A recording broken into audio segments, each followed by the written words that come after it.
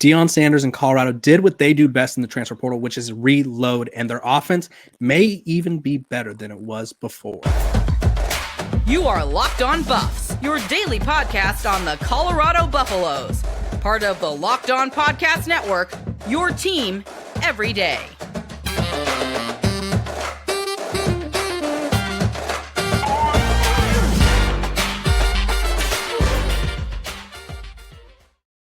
Welcome to Locked On Buffs. I am your host, Kevin Borba. Today's episode is brought to you by FanDuel. Make every moment more. New customers, join today, and you'll get $200 in bonus bets if your first bet of $5 or more wins. Visit FanDuel.com/LockedOn to get started. We are also brought to you by the Locked On Podcast Network. It's your team every day for free and available wherever you get your podcast. Everyone likes free things, and everyone likes Locked On Buffs, but everyone loves Scott Procter, who's joining us from the Colorado. And Scott, thank you for joining us. The former quarterback and journalist savant is diving into the offensive depth chart for Colorado. We dove into the defensive one yesterday, and now we're diving into the offense. Defense may win championships, but offense puts up points on the board, and ladies love the offense, Scott. Let's talk about the offensive depth chart. We're going to start with the quarterback spot. Obviously, we know who's QB1, but who's QB2 behind number 2? Yeah, I mean, I think that's going to be a truly open battle, an open quarterback competition to see who ends up getting that QB2 spot behind Shedeur Sanders. And I think there's going to be 3 guys in the mix for that spot. Obviously, the guy that I would at this point give the edge to is Walter Taylor III. He transferred over from Vanderbilt alongside his former Commodore teammate, wide receiver Will Shepard. Taylor III, this boy is big, 6'5", 235 pounds as a quarterback, a true dual threat, somebody who probably right away, and if I was Pat Shurmur, I would definitely find a way to do this, get him on the field, maybe in short, short red zone, short yardage, third and short, fourth and short situations, just to give him the ball and just let him use his sheer size to pick you up a couple yards. He's going to be in the mix for the QB2 spot. So is Ryan Staub, the sophomore who started the Buffs season finale last year against Utah, who obviously played pretty admirably in adverse, circumstances against a really good Utah defense. And the third guy in that competition is going to be Destin Wade, another sophomore who transferred in from Kentucky alongside his brother Keaton Wade. Those 3 guys, Taylor III, Ryan Staub, Destin Wade, give this quarterback room some real depth, something that didn't really have last year. Yeah, I think last year they were kind of caught in a panic. Obviously, you never want your backup quarterbacks to take reps, and you never want them to need to. And I think Colorado, it was that Washington State game where Shedeur went down, came back, and then went down again. And it was like, okay, Gavin and Ryan, go make some plays. Gavin and Ryan were probably expecting to be signaling plays the whole game, not making them. And so I think that was a tough ask. Then Ryan came back the following week and performed quite well. I'd kind of go like 2A, I'd go Ryan. 2B, I'd go Walter. I think Walter's going to see the field a lot more. I think he can open up the run game. Maybe they can use him like a wildcat quarterback who obviously can throw. He just needs to get the accuracy kind of dialed in a little bit. But that kind of is my quarterback situation. It's a really intriguing battle. And then the Wade twin, who you mentioned, I've also seen a lot of Kentucky people say they project him as a tight end. So maybe he sees the field in a wildcat kind of way, or maybe he's comes in as a tight end later in the year. But first, I think he wants to give it a run at quarterback. So we'll see what happens. Let's move to their counterpart in the backfield. We'll go running back. Obviously, they have quite a few names. Who gets the start for you, Scott? Yeah, for sure. It's kind of a split start decision for me, especially with the way the running back position has kind of evolved in college football, and obviously certainly in the NFL in recent years, is that you kind of really, unless you're one of them dudes like Ollie Gordon, for example, comes to mind, the Oklahoma State running back, Doak Walker, a winner from last year. Unless you're somebody like him, most offenses are going to have 2 guys in the backfield at running back who ideally complement each other well, and that's what Alton McCaskill and Dylan Edwards do for the Buffs offense. And those are 2 guys that I expect to kind of spearhead the running back room for the Buffs in 2024. McCaskill, obviously the former Houston transfer, he's dealt with injuries really throughout his college career, including last season where he rushed really only just 14 times or so for about 60 yards. But back in 2021, McCaskill was a demon. The AAC Rookie of the Year. He set the program true freshman record for rushing touchdowns, had 16 of them things. So McCaskill can go. He just needs to stay healthy. And then obviously Dylan Edwards, who, Buffs fans really fell in love with last season as a true freshman. He was really good. Led the team in rushing yards with over 300. Proved to be a really reliable pass catcher, almost 300 yards through the air, catching a ball with 36 receptions. So this duo, like I said, complements each other really well. McCaskill kind of more of that between the tackles, bruising type of runner, still with some agility. And Dylan Edwards, the guy who you can give the ball to in space and he can make some explosive things happen. So those are the two guys that I'm expecting to kind of spearhead, like I said, this running back room with, Savion Wilkerson and a true freshman, Michael Welch, who early on looks like the real deal, kind of, spilling in behind him. Yeah, I totally agree with everything you said.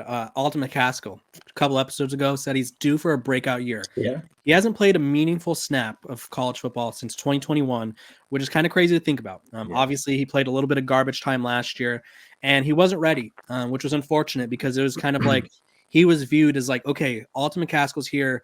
Our offense is complete. And then it was like, Alton McCaskill is not ready, by the way. If y'all out there have never done it, go look up Alton McCaskill's highlights from the 2021 season at Houston. You will be impressed.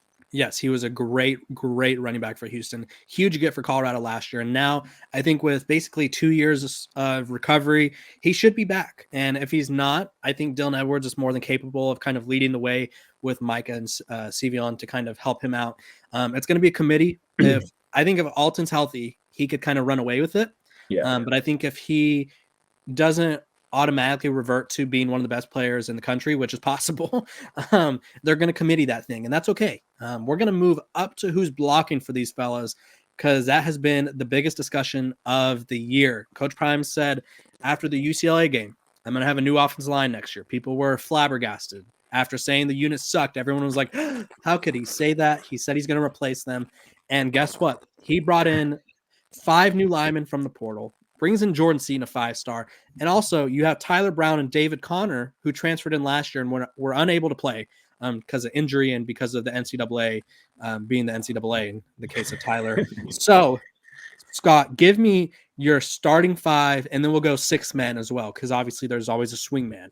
Sure. Yeah, I mean, it's an entirely new starting 5 starting lineup up front on the offensive line for the Buffs this season that I'm projecting. Starting at left tackle is big time, right? It's Jordan Seaton, the number 1 offensive tackle in the entire country in the class of 2024. The 3rd highest ranked player since 2000 to sign with Colorado. So he's going to be ready to go. He looks like the real deal already on campus as an early enrollee. So I like him to slot in early on to be Shedur's blind side protector. And again, it's never, ideal to start a true freshman at left tackle in college football in the Big 12, but Seaton is not your typical high school prospect. So I like him to slot in at left tackle. At left guard, it's a transfer. It's Tyler Johnson, one of my favorite transfers. Another guy from Houston, same school as Chidozie Nwankwo, the defensive tackle transfer. Johnson was the number 4 interior lineman in the transfer portal, according to 24/7 Sports.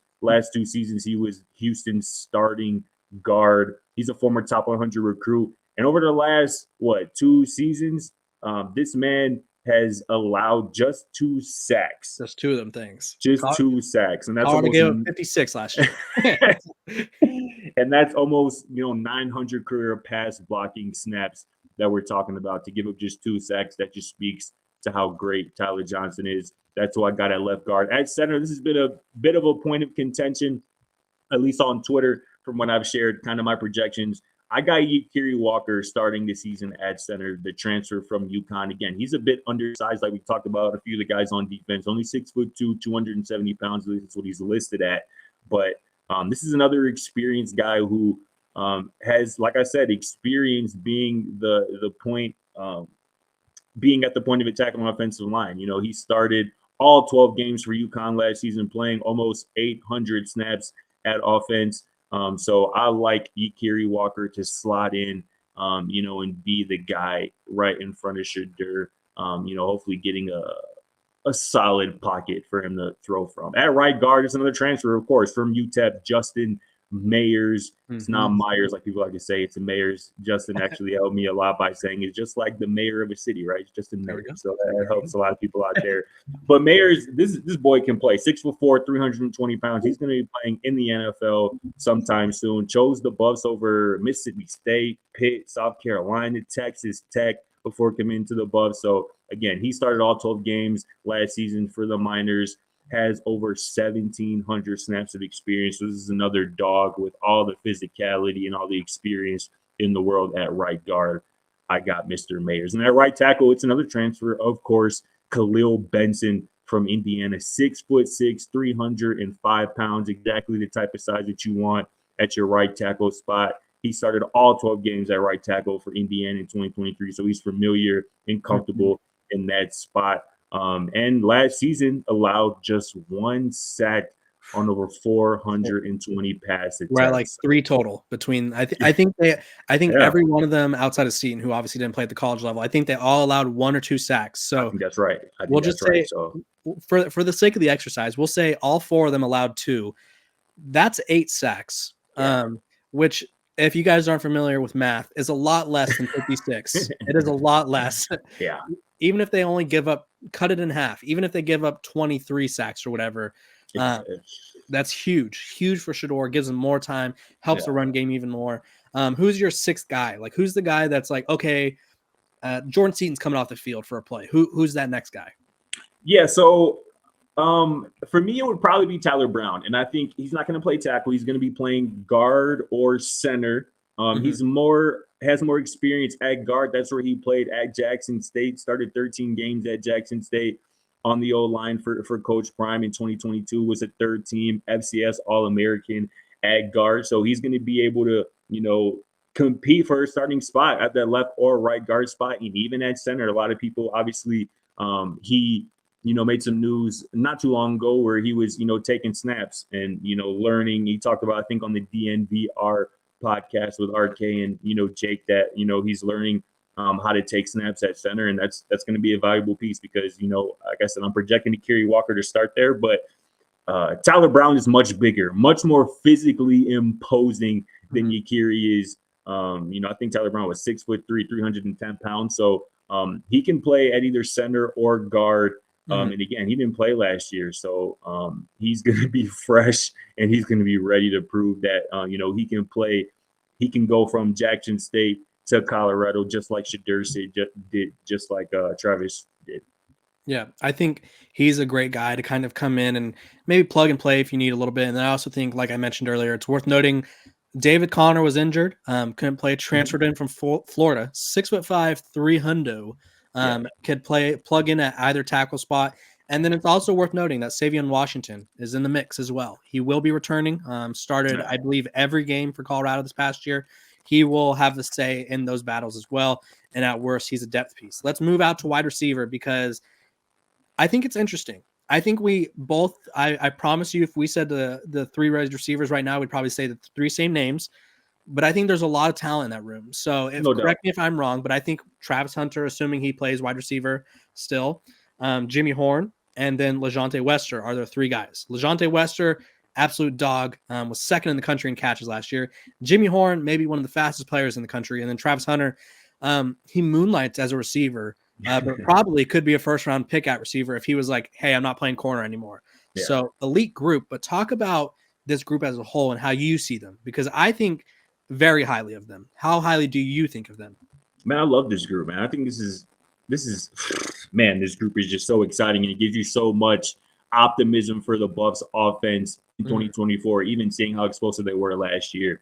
I think this has the opportunity to be the best wide receiver room, not only in the Big 12, but in the entire country, because they have so many dudes who complement and do different things. My 3 starters, I heard who you had, and it's hard to disagree with that. And I think all those guys you mentioned are going to get plenty of opportunities this season. But Will Shepherd is one guy that you didn't mention, who I have projected to start at the X spot at the outside wide receiver. Again, the transfer from Vanderbilt, 6'3", 205 pounds, perfect size for what you want, and an outside receiver. And this man was just tearing it up in the SEC on a bad Vanderbilt team, mind you, over the last few seasons. It's a good problem to have, though. Too many receivers. Too many receivers that are good. No doubt. More than 2,000 receiving yards and 21 touchdowns in his career. Playing in the SEC. I think he's going to take over the role that Xavier Weaver played last year. And Xavier Weaver was awesome in that role last year. Was the Buffs' leading receiver. So I think Shepard, honestly, I've played with this idea, writing about it, but I think he has the ability to end this season as Colorado's all-time leader in single-season receiving yards, which isn't a high mark. I think that current mark is about like 1,300 yards, like 1,390 set by a receiver in the early 2000s. So I think Will Shepard has the ability to get to about 1,400 yards with how often Shedeur is going to throw the ball this year. And if he does get to that 1,400 mark, he will set the record, like I said, for Colorado's single-season all-time receiving yards. So needless to say, I like Will Shepard moving into this season. At the slot, I really like, you mentioned LaJohntay Wester. This boy is so explosive, man. It's crazy.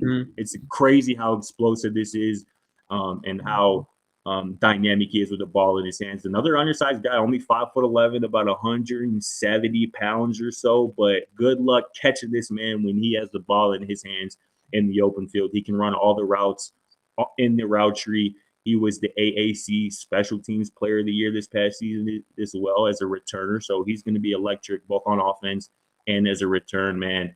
And that last receiver spot, at least starting the Z spot, a guy I don't think you mentioned, that's Omarion Miller, who just went crazy last year against USC. Of course, we all remember caught 7 passes for 196 yards and a touchdown in that game against the Trojans.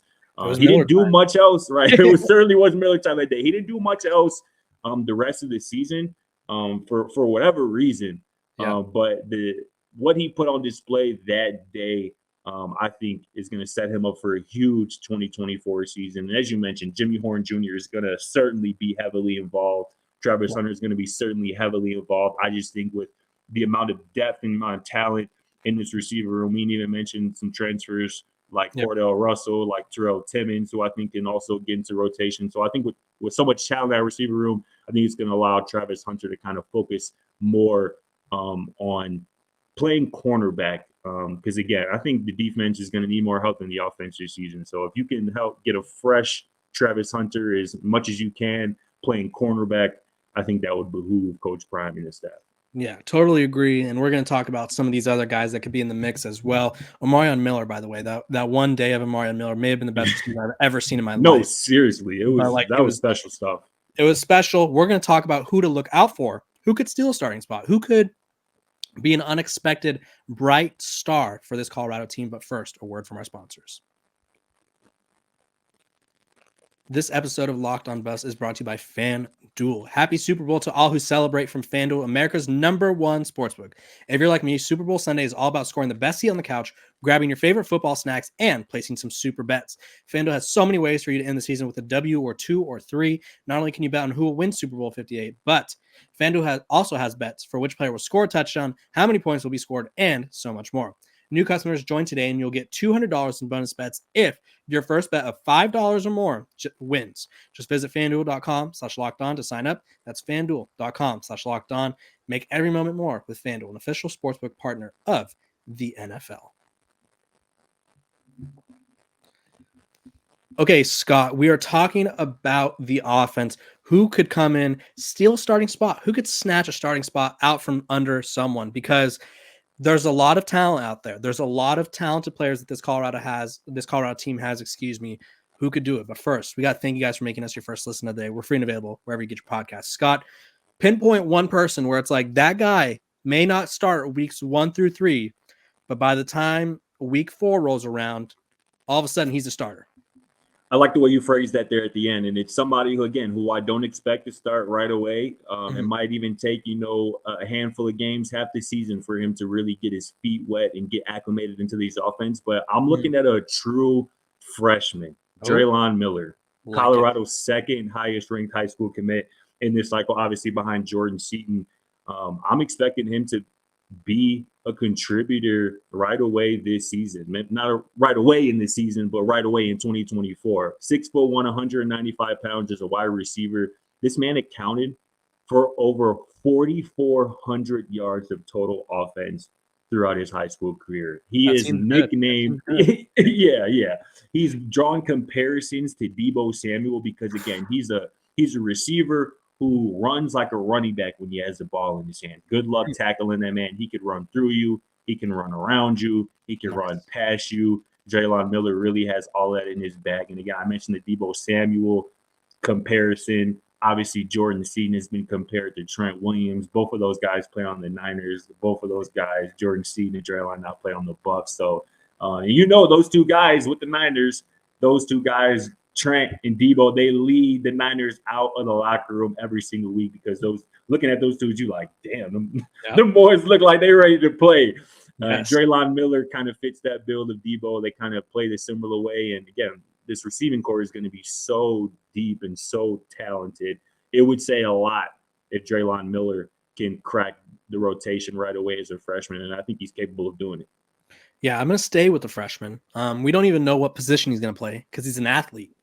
We don't know. He could play like 4 different things right now. He could play safety. He could play quarterback if needed. He could play receiver. He could play running back. But I think Cameron McKell, the 4-star athlete out of Statesboro, Georgia, the number 87 recruit in the country, I think he's going to find his way onto the field. If he's on offense, I think he finds his way on maybe at running back. Obviously, injuries can happen. Obviously, Alton McCaskill, we don't know what he is. Dylan Edwards is undersized. He's kind of a speedy guy that I don't know if he's an every down back. Maybe Cameron McKell sneaks onto the field there. Maybe he ends up at receiver. But this guy, similar to Draylon Miller, just produced everything. He did everything they needed from him. He was a two-way player for Statesboro, played quarterback, running back, and cornerback, earned first-team all-region honors as a defensive athlete. But on offense, he carried the ball 83 times for 478 yards and 5 touchdowns in 2022. And then in 2021, he threw for 465 yards and 7 touchdowns. So dude could play football. That's what his position is, just athlete. So he could sneak onto the field. And then you kind of mentioned him earlier, Cordell Russell from TCU, Baby T.O. I think he kind of, and you can talk about him a little bit, just didn't get a chance at TCU. Didn't play at all. And I think this wide receiver room, we talked about it. We had 2 different starting 3 or 4 guys. And realistically, they have, I would say, 8 caliber starting guys.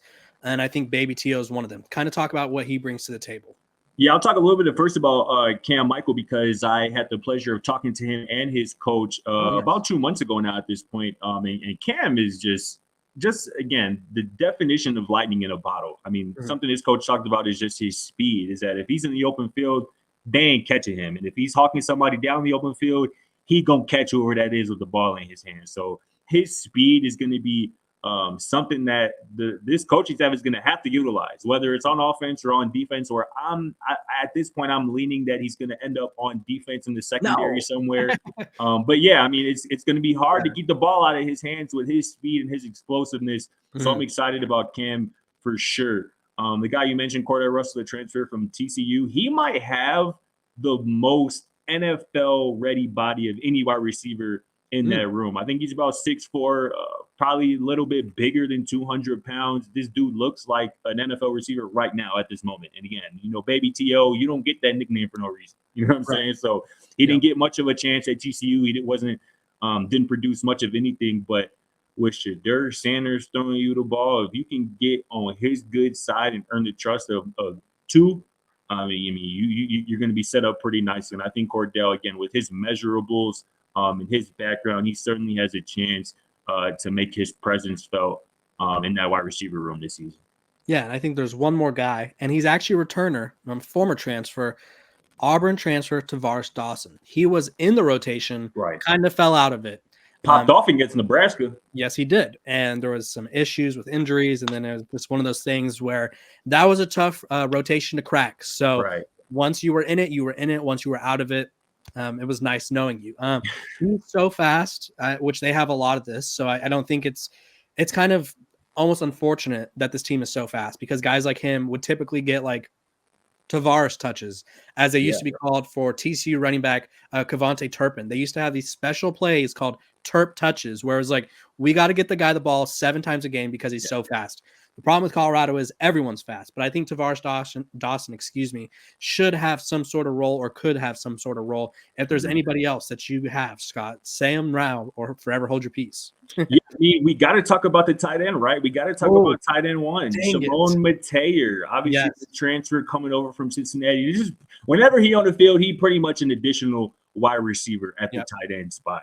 I mean, he is just a smooth route runner, has strong hands at the catch point. He's going to be a weapon for Shurmur in the red zone. Caught 23 passes for about 250 yards and 5 touchdowns last season. Those 5 touchdowns led Cincinnati.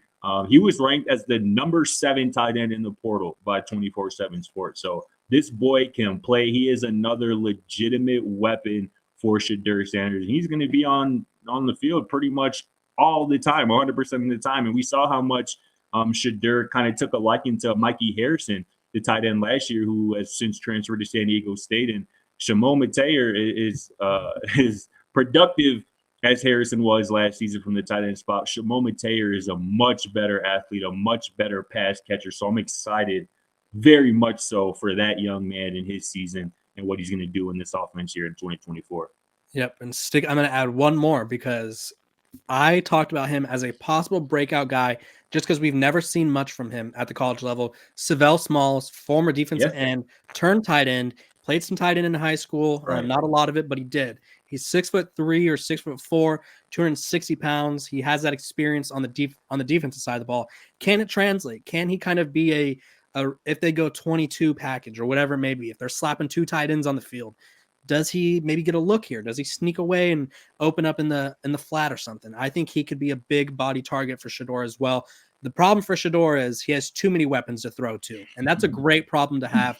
When we come back, we're going to talk about where this offense needs to improve in order to contend next season.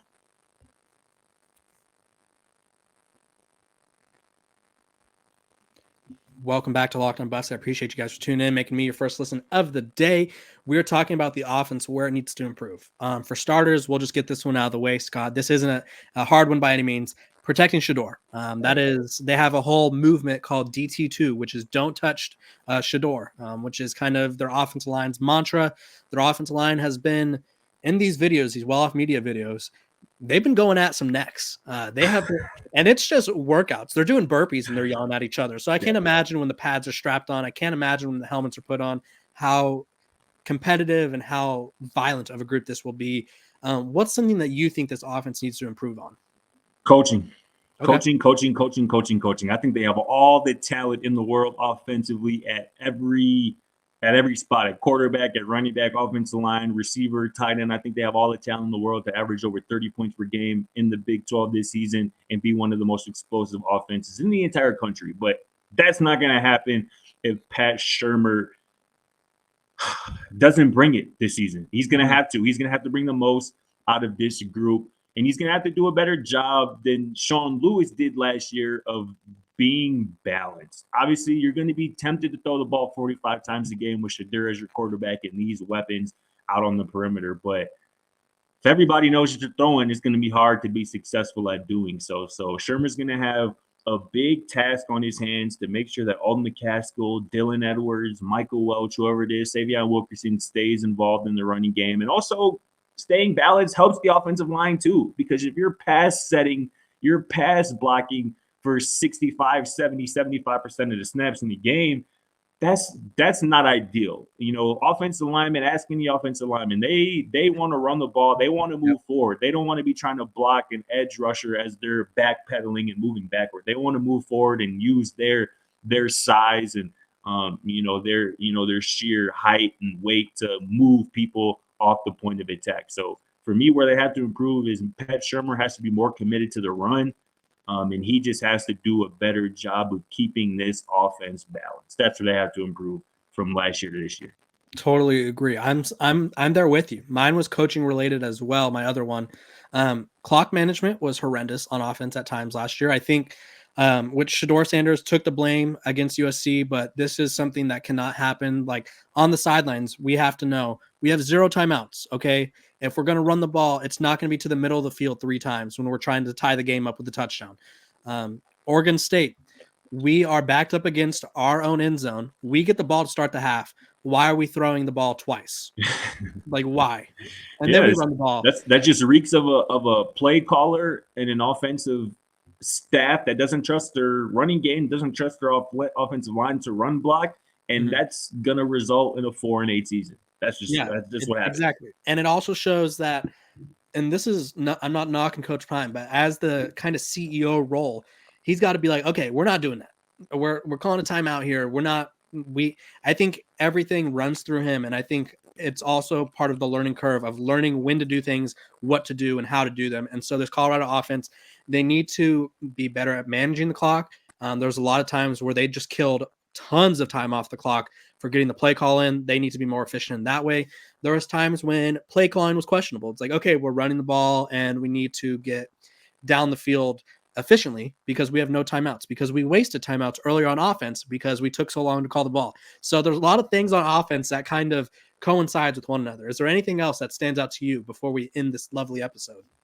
No, man, I don't think so, man. I just think that this offense in particular has the chance to be record breaking. I think obviously Shurmur last season, he set Colorado single season passing yards record with about 3,200 yards. I'm expecting him to reset that mark this year. We talked a little bit about earlier, Will Shepherd. I think he has the ability to be Colorado's single season all-time leader in receiving yards with about 1,400 yards. So they're going to have weapons galore. I think what gives me so much optimism about this team in 2024 and this offense in particular is the guy behind center, man. Shedeur Sanders, man, one of the best pocket passers, pure throwers of the football that we have in college football. Now he's much better protected. Now he has much better weapons around him.